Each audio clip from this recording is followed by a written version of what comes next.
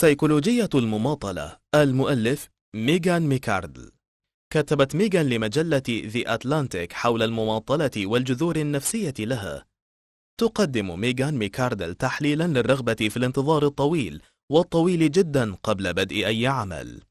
تعتبر ميغان أن المماطلة صفة لعدد كبير من البشر في هذا العصر، خاصة من اعتادوا على التميز في المراحل الدراسية المبكرة.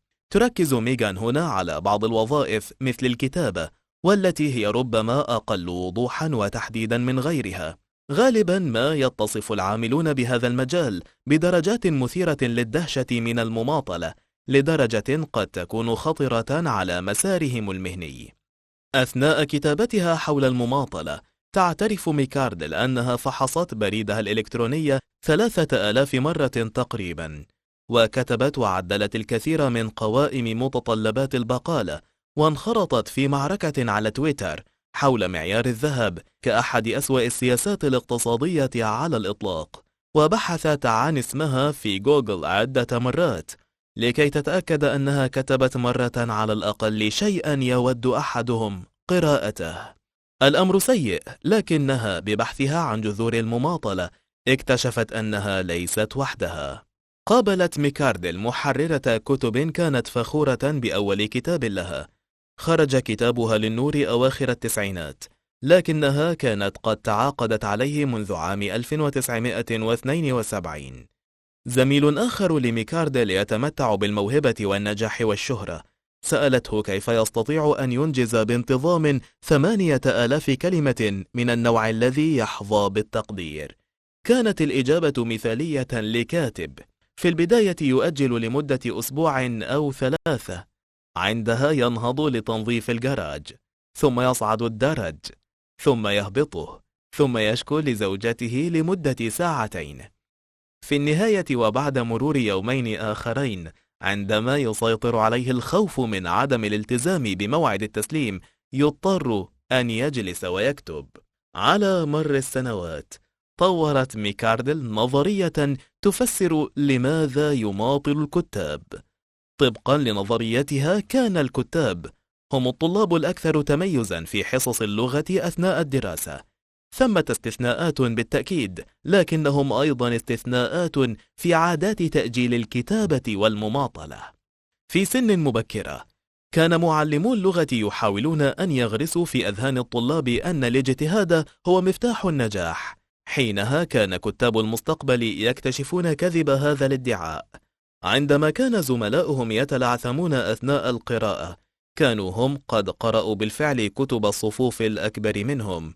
ليس الأمر أنهم لم يفشلوا أبدا، لكنهم في السن المبكرة لم يتعرضوا للفشل كثيرا.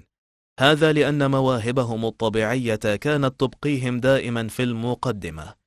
تكمل ميكاردل قائلة إن هذه الخبرة علمتهم درسا سيئا وزائفا للغاية، هو أن النجاح يعتمد في الغالب على المواهب الطبيعية، لكن لسوء الحظ عندما تصبح كاتبا محترفا ستجد نفسك في منافسة مع هؤلاء الأطفال الذين كانوا جميعا الأوائل على صفوف اللغة.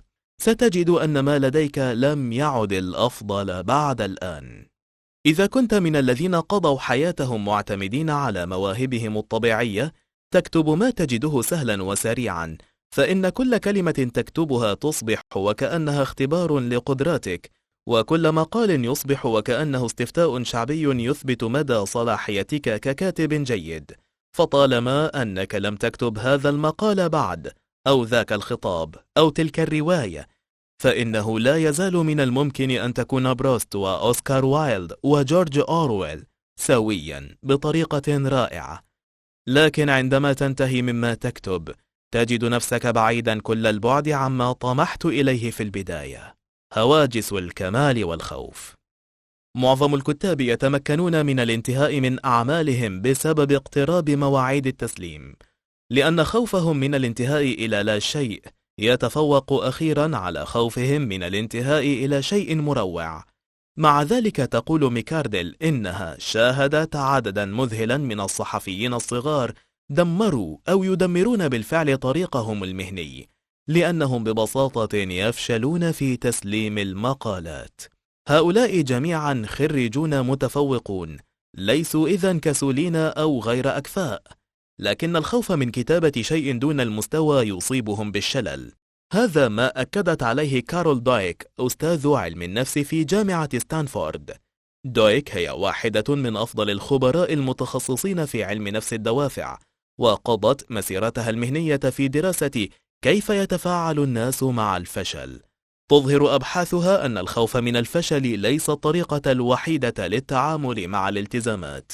العديد من الناس الذين خضعوا لدراستها كانوا يكرهون المهام التي لا يستطيعون القيام بها جيدا، لكن هناك بعض الناس الذين ازدهروا بسبب هذا التحدي.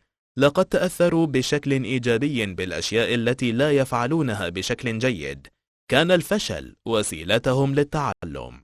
تعتقد دويك أن السبب الذي جعل هؤلاء مختلفين عن أقرانهم ربما يكمن في الطريقة التي ينظرون بها للمواهب، أي أن الأشخاص الذين يكرهون التحديات يعتقدون أن المواهب شيء ثابت لا يتغير، بما أنك ولدت بها أو لم تولد بها. أما أولئك الذين يستمتعون بالتحديات يعتقدون أنها يمكن تنميتها عن طريق التدريب والمثابرة. لهذا قسمت دويك الناس إلى أصحاب عقلية الثبات وأصحاب عقلية النمو، ثم اعتبرت أن العقلية الأقرب لك هي التي تساعد في تحديد ردود أفعالك تجاه المهام التي تختبر قدراتك العقلية. أصحاب عقلية النمو يعتبرون التحديات فرصة لتنمية مواهبهم، لكن أصحاب عقلية الثبات لا يرون التحديات سوى مقياس لمستوى قدراتهم. بالنسبة لهم، اكتشاف أنك لست كفءا بما يكفي لا يعني فرصة لتطوير نفسك، بل يعني أن عليك البحث عن مهنة أخرى تتطلب قدرات أقل، مثل مسح الأرضيات. تعطيل الذات ومتلازمة المحتال. الخوف من أن نكتشف أننا لسنا حقا على درجة كافية من الكفاءة شائع للغاية، ويسمى علميا متلازمة المحتال.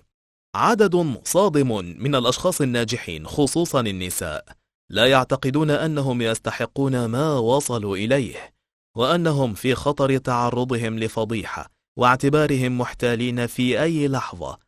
معظم الناس يتعمدون البحث عن الاختبارات السهلة التي تظهرهم متميزين، بدلا من متابعة مواد ليست على نفس القدر من السهولة. فإذا اضطروا لخوض تحد ليسوا مستعدين له، فإنهم من الممكن أن ينخرطوا فيما يسميه علماء النفس تعطيل الذات، أي القيام عمدا بفعل أشياء تعرقلهم لكي يمنحوا أنفسهم الأعذار عن ضعف أدائهم. تعطيل الذات بوسعه أن يكون مذهلا. في إحدى الدراسات تعمد الرجال تعاطي عقاقير تضعف أداءهم عندما واجهوا مهمة لا يتوقعون تأديتها بشكل جيد. يقول عالم النفس إدوارد هيرت: بدلا من الدراسة يذهب الطالب لمشاهدة فيلم سينمائي ليلة الامتحان، فإذا كانت إجاباته ضعيفة يمكنه أن يعزي فشله إلى ضعف اجتهاده بدلا من انعدام القدرات والذكاء. على الجانب الآخر، إذا أجاب بشكل جيد بوسعه أن يستنتج أن لديه قدرات استثنائية لأنه قادر على التميز دون جهد.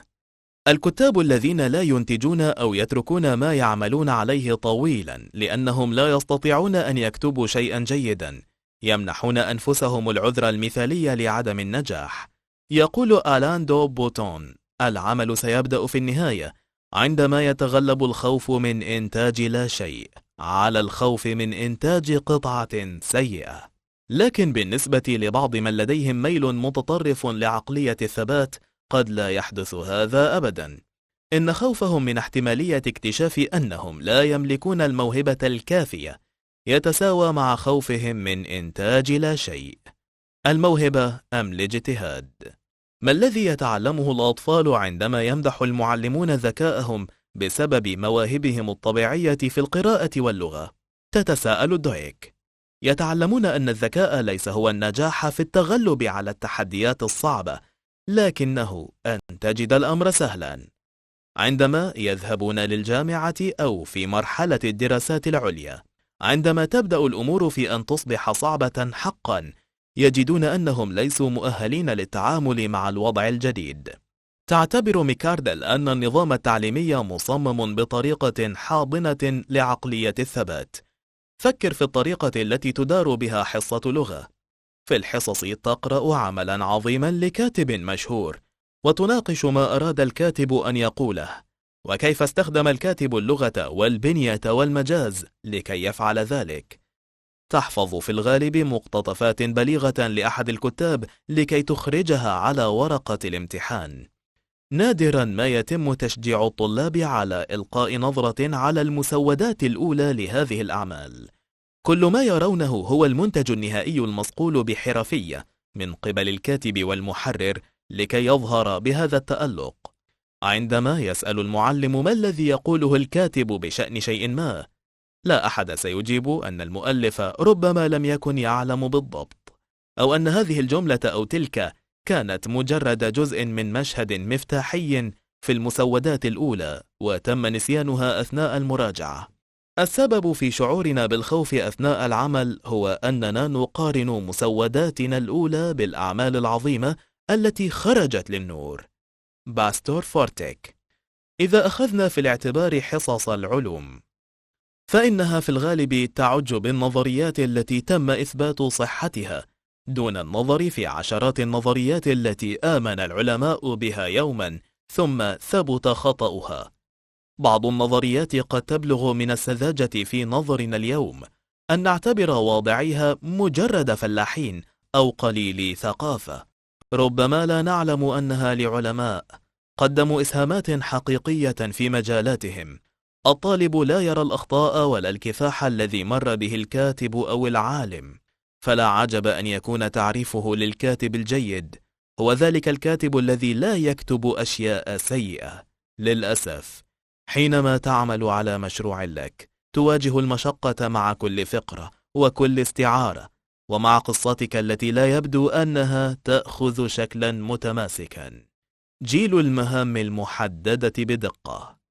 منذ عدة سنوات بدأ نمط غريب من السلوك يظهر بين جيل الألفية الجديدة الذين كانوا يتدفقون إلى الجامعة.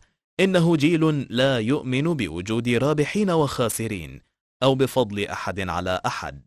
الجميع مهما كان أداؤهم متواضعا يمكنهم أن يحققوا انتصارا في النهاية. الآن وصل هؤلاء الأطفال إلى سوق العمل، وبدأ المديرون في الشكوى من أن موظفيهم الجدد يريدون أن تكون بيئة عملهم مثل مدرستهم، مريحة ودافئة ومنظمة بشدة. يطالبون بمهام محددة وموصوفة بالتفصيل وتعليقات مستمرة على مستوى عملهم، وكأنهم يحاولون معرفة الحال التي سيكونون عليها في الامتحان. إنهم بحاجة للثناء المستمر، ومن الصعب جدا أن تعلق على عملهم بشكل سلبي دون أن يكون هذا بمثابة جرح لكرامتهم. إنهم يعتقدون أنهم يعرفون أكثر مما يعرفونه بالفعل. عندما بدأت ميكاردل التقصي حول هذه الظاهرة، كانت متشككة قليلا، لأن الكبار على مر القرون اعتادوا الشكوى من الأجيال الأصغر، لكنها عندما فتحت الموضوع فوجئت بسيل من الشكاوى، بعضها من أشخاص قاموا باختيار الموظفين الجدد لعقود، وبوسعهم مقارنتهم مع الأجيال السابقة، دون أن تكون المقارنة مجرد صور ذهنية عما نعتقده عن أنفسنا عندما كنا في نفس أعمارهم. أصروا جميعا على أن هناك شيئا ما قد تغير حقا، شيء لا يقتصر على الدلال الفائق الذي يحظى به أطفال الصفوة من الجيل السابق. لم يعد الشباب يرتاح في الأعمال غير المحددة بما يكفي، فلا عجب أن تتجه نخب الشباب للعمل في مجالات ذات حدود ومعالم واضحة. يدير تود متجرا لتأجير السيارات، يقول إنه إذا عين موظفا في 27 فإنه سيكون جيدا، لكن أولئك الذين في 23 أو 24 يريدون أن يتهجى لهم كل حرف، وأن يكون كل شيء محددا وبالتفاصيل المملة. يريدون منه أن يبقى معهم مشرفا عليهم. يرى تود أنه في 3 أو 4 سنوات هناك شيء ما تبدل، فمن الممكن أن يكونوا أكثر جدية في العمل وأكثر وعيا من جيله، لكن الكثير منهم يبدو غير منسجم نسبيا مع عالم العمل غير المحدد بدقة. ليس غريبا إذن أن يذهب صفوة الطلاب للعمل في التمويل والاستشارات، الذي يحيطهم بزملاء من الصفوة أيضا يتعاملون سويا بنفس المنطق الصارم والمحدد في التقييمات والترقيات. مزيد من الدلال ليس الحل الأمثل. اليوم يمنح الآباء لأبنائهم قدرا من الدلال والاهتمام لم يكن يحصل عليه إلا الأمراء. كل هذه المساعدة والاهتمام يمكن فعلا أن تضر بمستقبلهم. علمت ميكاردل أن ثمة وباء ينتشر في المدارس الخاصة في نيويورك، وهو تأجير معلمين يقومون بواجبات الطلاب بدلا عنهم، وهو أمر لم يكن من الممكن أن يتخيله أحد منذ 20 عاما، حين كان الآباء دائما في صف المعلمين لا الطلبة. لكن الآن آباء قليلون يبدون مستعدين للمخاطرة باحتمال تعرض أبنائهم لتجربة الفشل. إن الاهتمام الكبير بالأبناء هو رد فعل طبيعي تماما لنظام تزداد فيه المنافسة باستمرار، فأقل خطأ قد يجعل الابن خارج السباق. يفعل الآباء كل شيء لضمان حياة جيدة لأبنائهم، لكن هل هذه حقا هي الطريقة الصحيحة للتربية؟ المؤهلات العالية ليست ضمانا للنجاح، خاصة إذا تضمن الطريق لهذه المؤهلات أن يحرم الآباء أبنائهم مما يحتاجونه بالفعل، مثل القدرة على التعلم من أخطائهم والوقوف بعد السقوط والامتنان بعد الفشل.